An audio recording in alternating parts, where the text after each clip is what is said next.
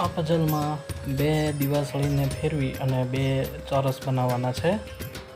ચાલો જોઈએ કોનું દિમાગ તેજ છે, વિચારો છે ક્યાં આગળ કરશે. ચાલો આપું છું જવાબ.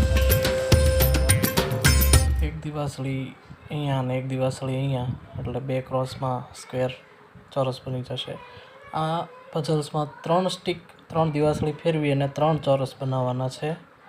ચાલો જોઈએ કોનું દિમાગ કામ કરે છે. ચાલો વિચારો, આપું છું જવાબ હવે. પર એક દિવાસળી સાઈડમાં અને એક દિવાસળી અહીંયા, તો આવી રીતે 3 ચોરસ બની જશે. ચાલો આમાં 2 દિવાસળી ફેરવી અને 7 ચોરસ બનાવવાના છે. તો 2 દિવાસળીને બદલી અને 7 ચોરસ બનાવવાના છે આમાં. ચાલો જોઈ કોનું મગજ કામ કરે છે. ચાલો